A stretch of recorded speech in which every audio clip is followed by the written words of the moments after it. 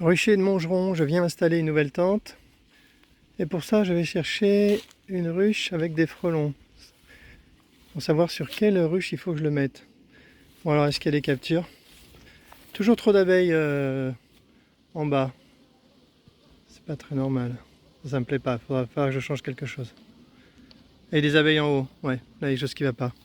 Je vais essayer de comprendre, peut-être intervertir, mettre la boîte dans l'autre sens, peut-être. Je vais regarder ça. Pas de frelons en tout cas. Pas de frelons dans la boîte de capture. Il vaudrait mieux, enfin des frelons morts je veux dire, il n'y a que des frelons morts. Je vais regarder l'autre boîte. En tout cas, il ne faudrait pas qu'il y en ait devant la ruche non plus. Ouais, qu'est-ce qui se passe ici? Je vais essayer d'éviter de me faire piquer. L'autre jour. Bon, ça va, pas trop d'abeilles sur le toit. Oh la vache, ouais, là ça monte. Les frelons préfèrent cette ruche. On voit que ça monte là, le nombre de frelons. Là, je ne pourrais même plus les compter. Hier c'était une quinzaine. Là, 1, 2, 3, 4, 5, 6, 7, 8, 9, 10, 11, 12, 13, 14, 15, 16, 17, 18, 19, 20, 21, 22, 23. Il y a 25 frelons et un frelon vivant là-haut. Donc ça monte, les frelons préfèrent attaquer cette ruche. Pas mal? Pas mal, pas mal. Ici, je vais me mettre au bon endroit. Oh, c'est joli les lumières là. Ouais, ben ça capture ici aussi. On voit deux frelons qui marchent encore. Ils ont peut-être été capturés aujourd'hui. Des frelons morts. Ah, il y a un cirque. Ah, c'est dommage. Dommage pour le cirque. Frelons morts 1, 2, 3, 4, 5. Ça date d'hier, l'installation d'hier. 7 au total. Ouais, c'est pas mal. C'est pas mal du tout. Pas d'abeilles mortes dedans. Elles se sont habituées là en une journée, en une demi-journée, puisque là, il n'y a aucun embouteillage. Quelqu'un m'a dit qu'il avait fallu 4 jours pour que des abeilles s'habituent. Je trouve ça beaucoup.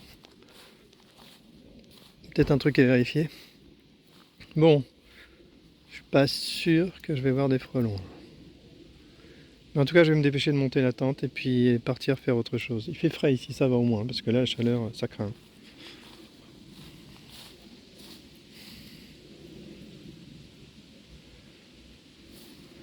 Je mettrai peut-être une tente ici, là, sur la deuxième à gauche.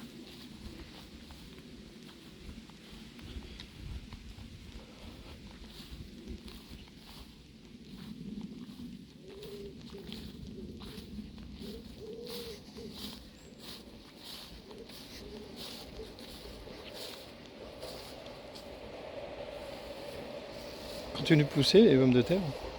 Je sais pas que c'était aussi grand les pommes de terre. Les crônes sont toujours aussi fournis en feuilles. C'est bien. Super.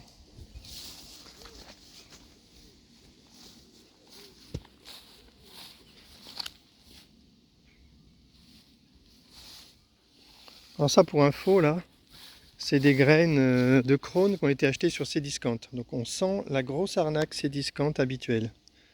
Cdiscount, on peut arrêter d'acheter chez eux pendant 1 an, 2 ans, 3 ans. Quand on revient, rien n'a changé, c'est toujours l'arnaque. Je ne sais même pas comment cette boutique peut continuer d'exister en étant aussi mauvais. Je sais pas comment ils font. Je sais pas.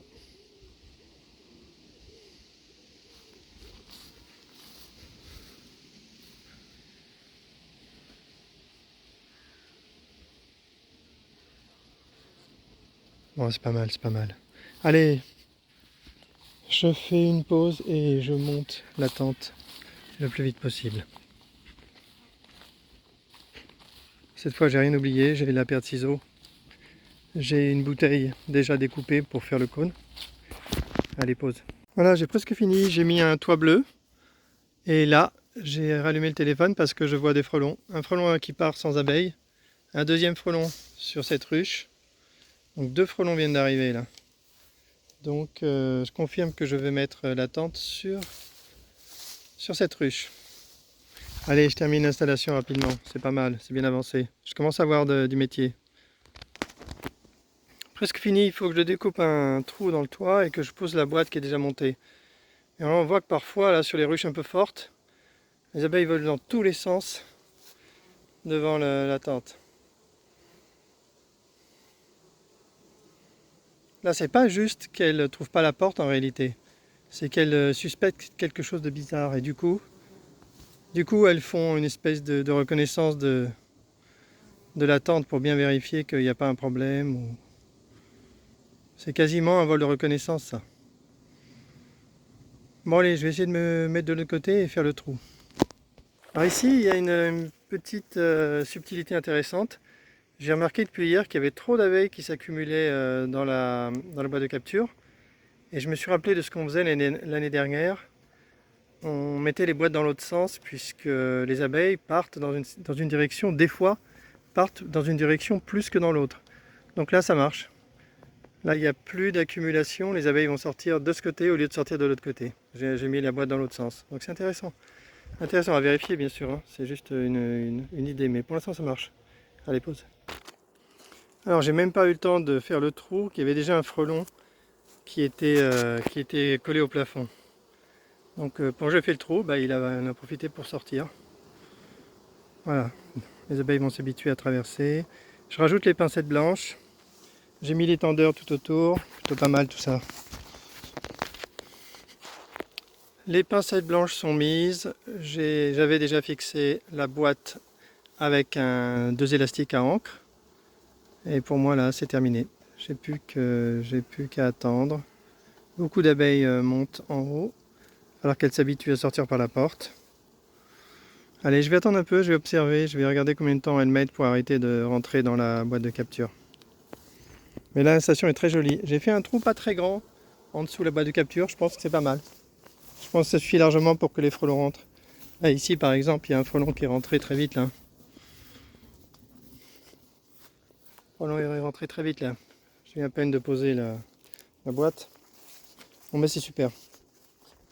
C'est super. Les abeilles toujours complètement désorientées, là, devant. Pas mal, pas mal, pas mal. Parfois, la tente cache la planche d'envol. C'est plutôt bien, en fait.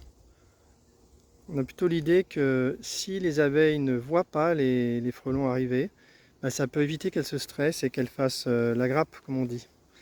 Donc en soi, c'est plutôt pas mal. Et d'ailleurs, je n'ai toujours pas testé mon idée.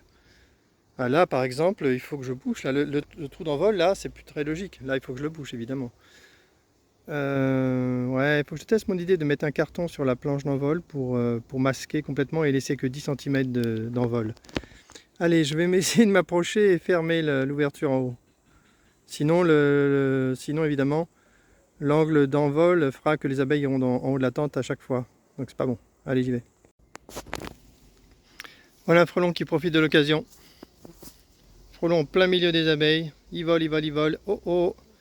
Je crois qu'il est rentré dans la tente. Désolé pour toi, frelon, tu viens nous faire une démo. Le frelon vole librement au milieu des abeilles. Il est rentré dans la tente et il est monté tout en haut. Je vais le montrer. Tranquille, hein, aucun effort. Pour lui, c'était normal de voler à l'extérieur ou à l'intérieur, ça fait aucune différence. Résultat, oh la vache, il y a plein d'abeilles quand même. Résultat, il est dans la tente normalement, sauf s'il est redescendu parce qu'il était encore en train de chasser. Je le vois pas. Il est peut-être ressorti. Mince. Ah non, terrible, c'est terrible cette boîte, c'est terrible. Il est déjà dans le manchon. C'est de la folie. Ce manchon, c'est... Ah ouais, c'est de la magie. Hein. C'est la magie de la dichotomie, ce manchon. Il sépare, le manchon sépare le monde en deux. Voilà, le frelon en plus. Là, j'ai mis... maintenant, je mets le cône dans un côté. Et je pense que le frelon va le rencontrer plus vite que quand on le met au milieu. Donc là, la tente sépare le monde en deux espaces, l'extérieur et l'intérieur de la tente. Et ensuite, le manchon sépare l'espace de la tente en deux. La tente elle-même et le manchon. Et ça fait une dichotomie, ça se sépare. Et à chaque fois que le frelon est dans un espace plus petit, comme c'est aussi un espace qui est plus haut, eh bien il ne peut pas en sortir. Ah, il est passé là, il est passé sur le cône. Là, la croix est bien ouverte, il devrait y rentrer assez vite. Je vais essayer d'être plus précis dans la vidéo pour faire la croix. Je vais montrer comment faire plus précisément. On voit de l'autre côté les abeilles qui sortent à fond du clapet, hein. Aucun problème. Et le frelon qui déambule.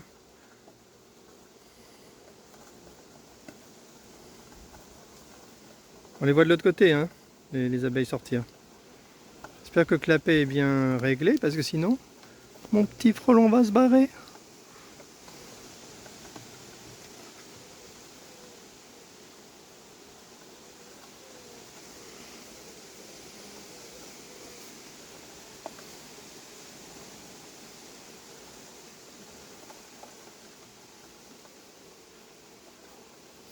Je vais regarder si c'est pas trop lâche le clapet. Ah, le clapet, ouais, ça va. Je pense que ça va. Je vais le laisser.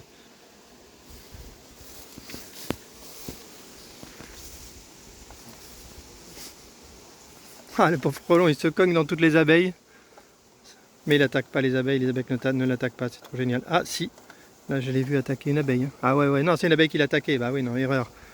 Ça, c'est une erreur, hein. L'abeille attaque le frelon, ensuite, elle lâche pas la patte. Si, c'est bon, lâché. Dans l'excitation, elle a lâché. Ouf pour elle. Le frelon a du mal à marcher au plafond parce qu'il se fait bousculer sans arrêt. Et ça y est, voilà. Génial. Voilà, il est rentré dans le cône. Et on voit l'intérêt de la croix. Quand le frelon redescend, il tape la croix et il ne redescend pas. Il ne ressort pas du cône. Jusqu'au moment où il va réussir à reprendre ses esprits et à monter en haut du cône et se faire capturer. Voilà. Et là, il va comprendre qu'il peut monter. Il va se calmer et il va monter dans le cône.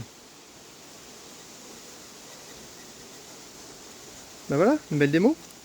Tente installée, frelon capturé immédiatement.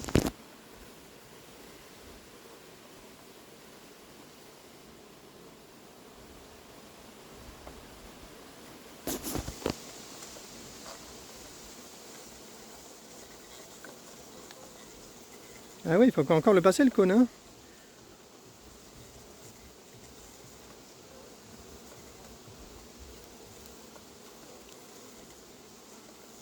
Même ça, c'est difficile, hein.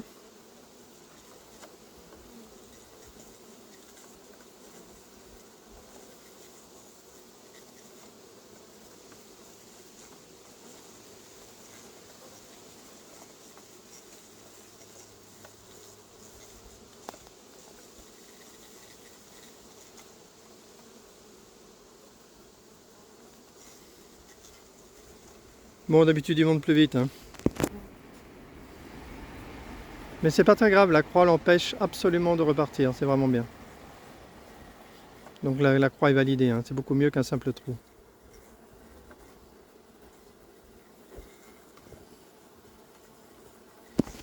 Bon allez, monte dans le cône que je puisse partir maintenant. C'est un peu le hasard, hein. Le fait qu'il arrive à monter tout de suite ou pas, c'est vraiment le hasard, hein. D'habitude il monte tout de suite, là c'est pas le cas. On va attendre. C'est parce que ça glisse en fait. Je pense qu'au bout d'un moment, la surface ne doit plus être tout à fait lisse parce que peut-être les pattes des frelons ont un peu de graisse ou un peu de je ne sais quoi. Et au bout d'un moment, peut-être que ça change la texture de la bouteille.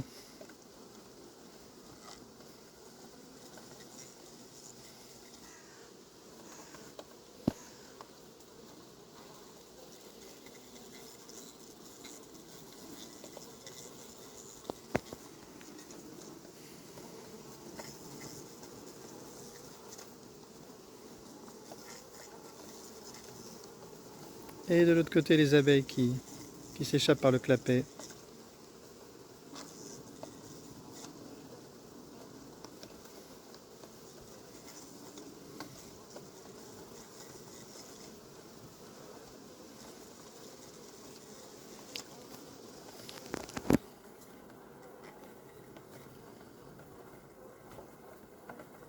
Pas très rapide, frelon, hein. Tu sais pas monter dans une bouteille, toi.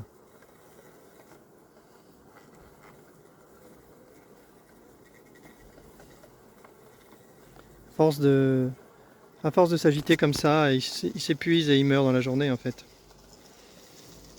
J'ai pas encore trouvé un frelon qui a passé la nuit, qui est reparti. C'était le cas l'année dernière dans les bouteilles.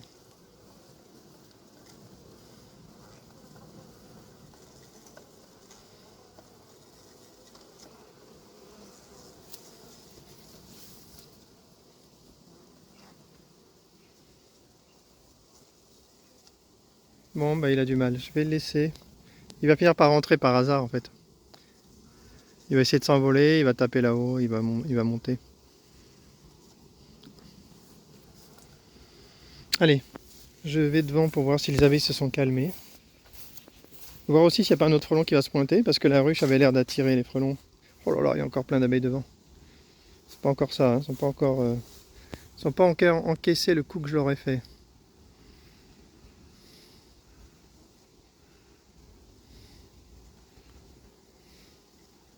Bon, au moins je me mets au milieu des abeilles, à peu près au milieu, devant. Et hop, et elles peuvent me faire connaissance.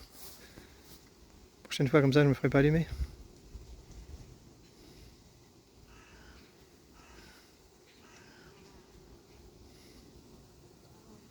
Je surveille le frelon du coin de l'œil.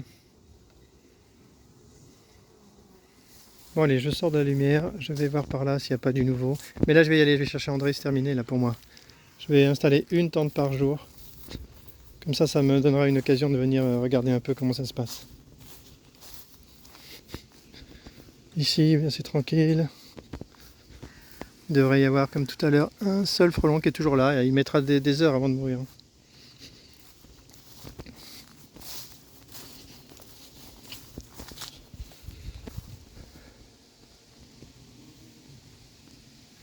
Ici, il n'y a rien.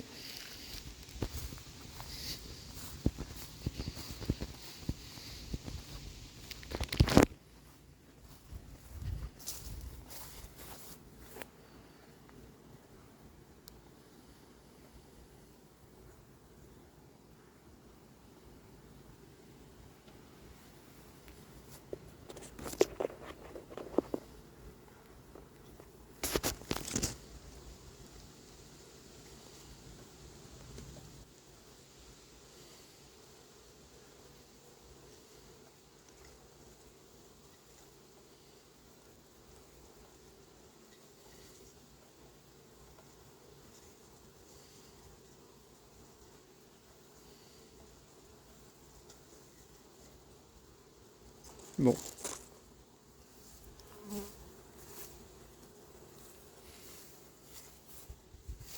Ça va être terminé là. Je vais rentrer. Donc c'était le rucher le Mongeron. Installation d'une 4e tente. Bon, à la fin, il y aura autant de tentes que de ruches, hein, c'est presque sûr. Allez.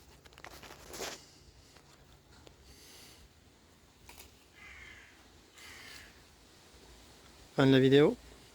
Bon, le temps d'aller attacher la boîte, là, à droite, il y a un deuxième frelon qui vient de rentrer dans le manchon.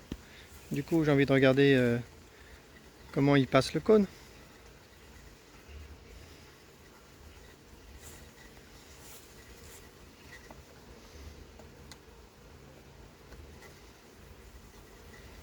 Bah, il devrait entendre l'autre frelon, ça devrait l'attirer normalement.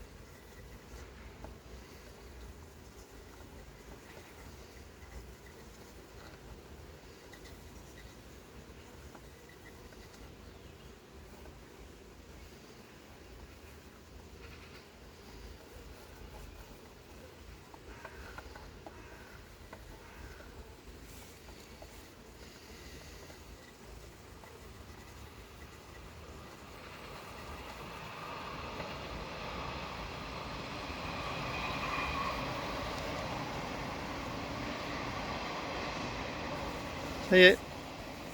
Alors, comme je pense que c'est au hasard, je pense que celui-là va monter beaucoup plus vite que l'autre.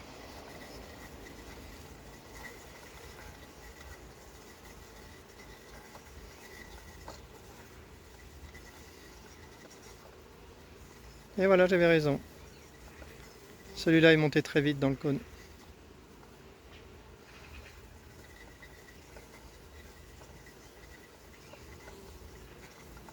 Cette fois, c'est pour de vrai. Fin de la vidéo.